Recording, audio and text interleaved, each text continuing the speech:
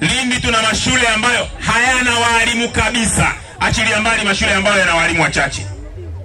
Lindi, shule zetu Lindi zina tofautiana kwa uhaba wa walimu. Shule za msingi zote hazina idadi ya kutosha ya walimu, na hivyo ndivyo ilivyo kwa shule za sekondari. Watoto wetu wanakwenda mashuleni hawakuti walimu.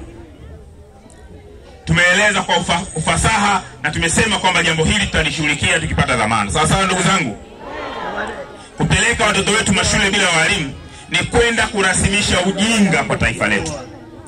Ni kwenda kuwaweka vijana miaka 7 shuleni, wanatoka hapo hawajui kusoma na kuandika, hawana maarifa ya kutosha. Ni jambo tulilosema tunakwenda kulishughulikia. Sawa? Tumezungumzia juu ya mfumo mbovu wa utoaji wa huduma za afya, na tukasema tutakwenda kupigania afya bora na nafuu. Katika kipindi ambacho watu wote mnajua kwamba Lindi leo tumefika mahala tunauziwa maiti hospitali, au sio? Tunauziwa maiti hospitali. Lindi tunafukuzwa hospitali kwa sababu hatuna gharama za matibabu. Lindi tunawekwa mahabusu hospitali kwa sababu hatujalipa bili baada ya kumaliza matibabu tulipolazwa. Tumesema mambo haya yanapaswa kubadilika, na tumesema inawezaje serikali ikafanya hivyo. Tunataka tukajenge hoja bungeni kubadilisha sera na sheria zinazosimamia uendeshaji na utoaji wa huduma za afya kwenye nchi yetu. Tumeeleza vya kutosha. Sawa ndugu zangu? Tumeeleza juu ya kuirejesha Lindi kuwa kitovu cha biashara. Ninyi ni mashuhuda, Lindi biashara imekufa. Lindi iliyokuwa ndio kitovu cha biashara kusini mwa Tanzania, leo ndio mji ambao hauna kabisa shughuli za biashara. Lindi ni makao makuu ya mkoa isiyolisha wilaya yoyote, na sisi tuliwapa challenge wakati wote waje watuambie ni wilaya gani kwenye mkoa wa Lindi inakuja hapa Lindi Manispaa kufungasha bidhaa na kupeleka kwenye wilaya yake. Ipo? Hakuna hiyo wilaya.